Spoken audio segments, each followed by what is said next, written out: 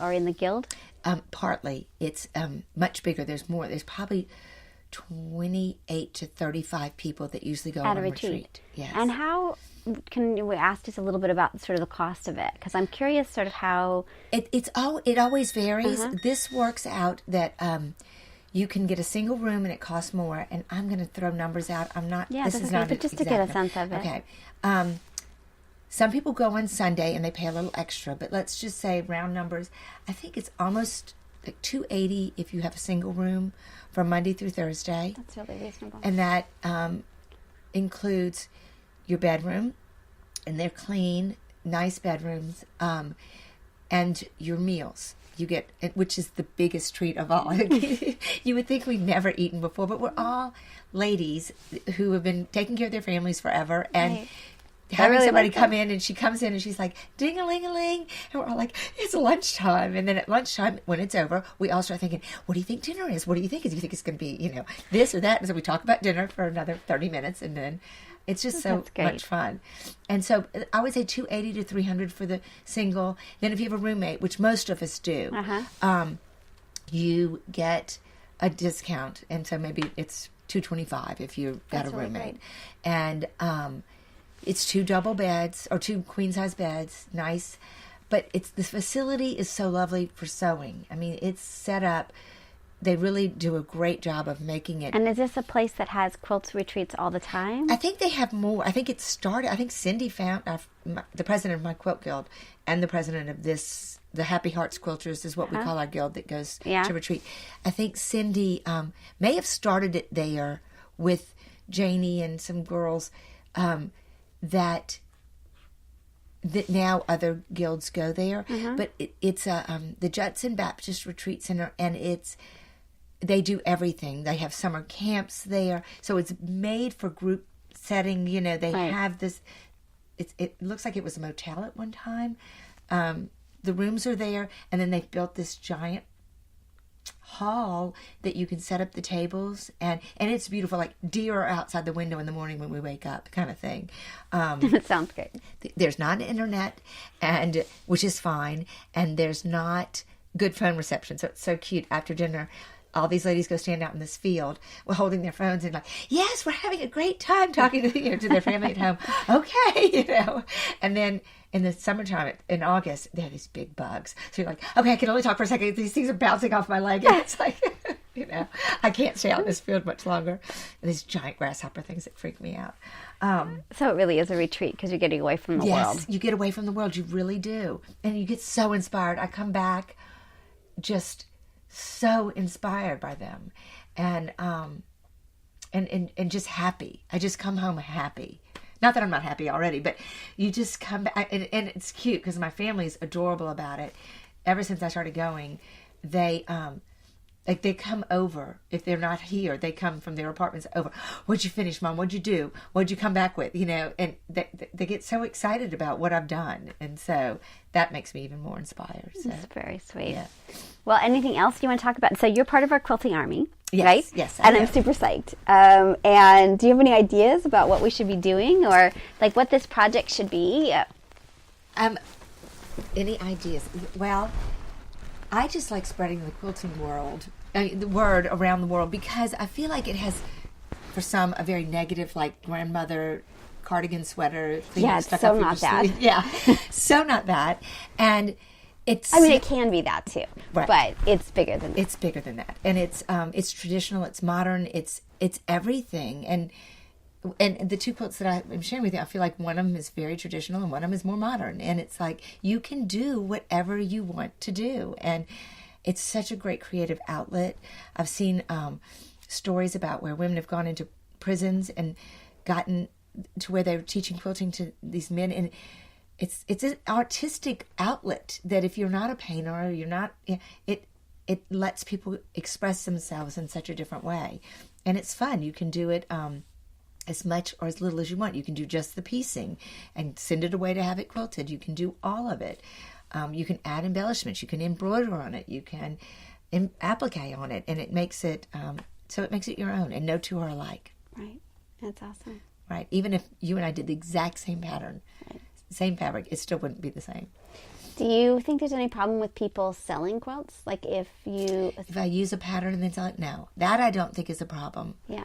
And usually it's stated on there, like, okay, if I were to sell them in the store, Yeah. they'll ask, please tell what pattern you used. Yeah. So like if I'm selling that and I use, the Esplanade pattern, let's say, or something, then they ask, please just mention, and they even say it that way, please mention it. They don't say you have to. They just say, please mention which pattern you use. What about patterns that you use for sewing clothing? Do you think it's okay to make the clothing and then say sell it to somebody or sell it on Etsy or something like that? If you take a pattern. Again, they use, like the PDF patterns that I've downloaded, it'll say, please let them know it's our pattern. I think they just want their name out there, so if somebody else wants to use it also. Interesting. But I have not been selling clothing. I make it for my granddaughters, and I make it for myself and my daughter, but I don't necessarily sell those. We do sell things in the store that we use our patterns for and sell them. Mm-hmm. It's an adorable little jacket right now that Emma's been making in all different sizes for little children, and we sell the pattern too. And so I think that's okay. But again, I'm not the lawyer. That's okay. Interesting. We bought this great, I think you must have made, somebody in your shop made them for one of the crews. They were aprons. Were those your aprons? No. They were aprons, and they were Doctor Who aprons. I think they were... I don't know. I didn't see those. Could have been like for Chewbacca or something. But it was... Oh, my gosh. And it's got all the little...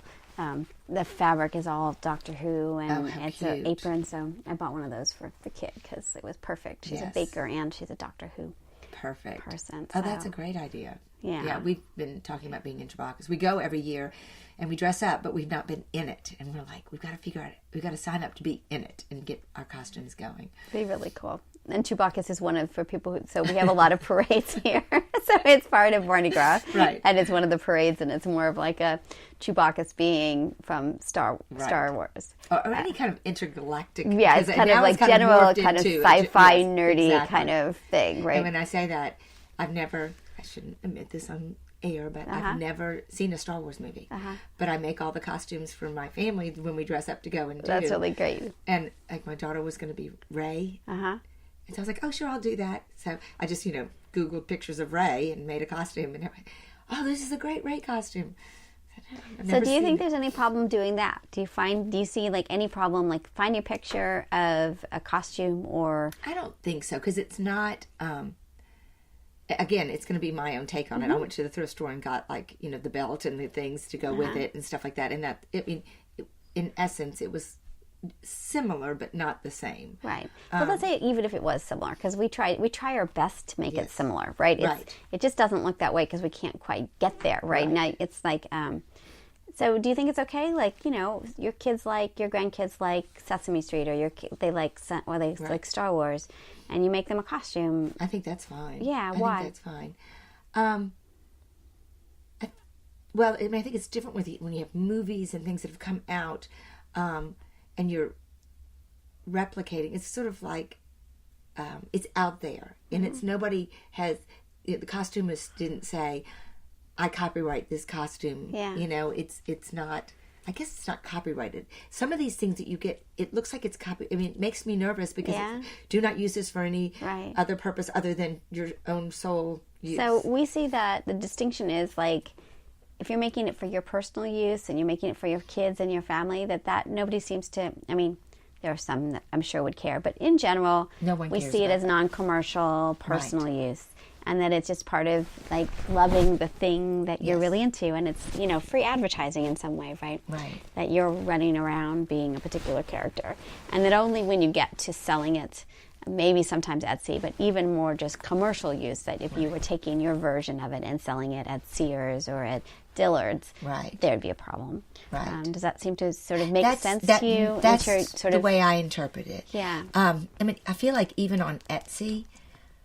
Because if you go from Pinterest to Etsy, there's so much overlap. There's so much, and who's to say, I invented that little hoodie, ear warmer thing. Yeah. Well, somebody. Right.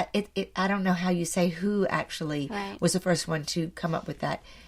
Now, and some say that Etsy is even okay Etsy is kind of this weird area, murky area. But some say, well, look, they're buying the fabric at a shop. Right. And they're spending a lot of their time. It's not efficient. It's not industrialized. They're not getting the fabric wholesale, and they're not having, employing a bunch of people to make them. So how much damage could it do? Right. So again, that it's more non-commercial, even though it's on Etsy. That's that it's not commercial. I mean, it's somebody up in a room like me. Exactly. And how many Star Wars pillowcases can you make? Sure. There's only just a finite set of time. And that you're already not going to dominate the market with what you're doing in your... No, and then you're not even paying... I mean, you're still paying a lot. I mean, the fabric's still costing you some. So, you're not making a ton of money. You're not making a ton of money. So, I think that's what we're starting to see with these interviews, is that there's that kind of... It's still a gray area. It's a monetary thing, too. It's all about the money. And I think if I took a pattern that I got off of, let's say, Etsy, sent it to Japan and had 1,000... of them made for nothing, and then brought them back here and tried to sell them around, well, then that would be really wrong. Different, right? Because it's that really commercialized, industrialized use of that pattern. The other thing I see on Etsy all the time are, I look at it and I'm really into hexes right now, way into hexes. I'm not sure why, but just love them. So I'll see a pattern, and I know exactly how to do it now that I've seen it. Yes. I also sort of see that there's a market of. These are all public domain image, like it's a log cabin or it's something else, but somebody doesn't know how to do that. So the benefit is not that it's under copyright, because it's not, but that they're provided instructions and they learn and all of that. So what you're paying for isn't the copyright, it's the learning, the recipe, the directions. Right. So I think that's really interesting too. Yes, I agree with that totally. And I think that's one of the things. It's one thing for me, like I said, if I were to bring a quilted bag to retreat and say, look, ladies, I made this, isn't it a cute bag? Here's the pattern that I used. They all copy down the name of the pattern and go home to order it. They're going to need those instructions, just like I needed them originally, for the most part. I mean, you're right. Sometimes you can look at something and say, well, that looks like a 2.5-inch square with a 4.5-inch whatever. I can do that. Right. But for the most part, it's more comforting to me to have that set of instructions so that I know that I'm doing it correctly.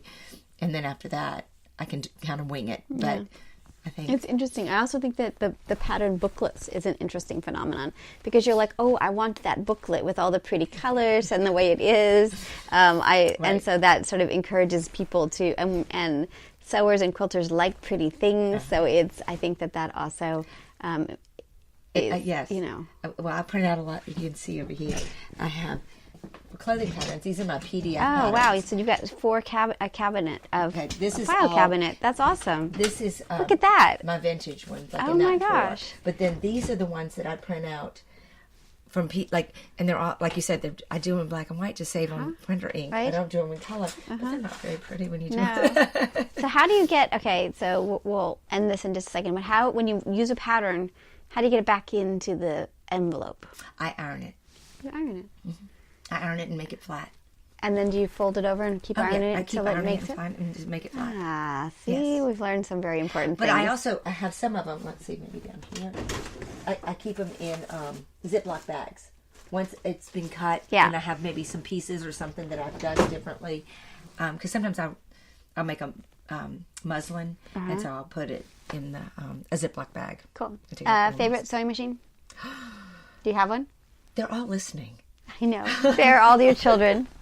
All these children. You've got a Bernina and you've got a baby. Is it a brother? Yes. I love this machine. This is probably my go-to machine. Johnny bought this for me. I mean, it's probably been 12 years. It's been a while. It does embroidery, and I just love this machine. It's nice. It's nice and big. Mm-hmm. It's got a good throat area. Yeah. It has an automatic cutter. I love that. It has memory, so that if the electricity should go out in the middle of doing embroidery, it'll remember where you were. In New Orleans. Yeah, that happens kind of a lot here. It really does. This is my industrial machine, my Juki, and I use that for making aprons for some of the restaurants and the chefs. I have two Jukis. I love them. I love my Juki. I do. I love that machine, but it's different. I love them for all different reasons. My Bernina, which you see over there, it says Sebastian sewing machine. That's my 8-year-old grandson. He's counted that one as his own. Nice. He loves to sew right there. That's great. That is a work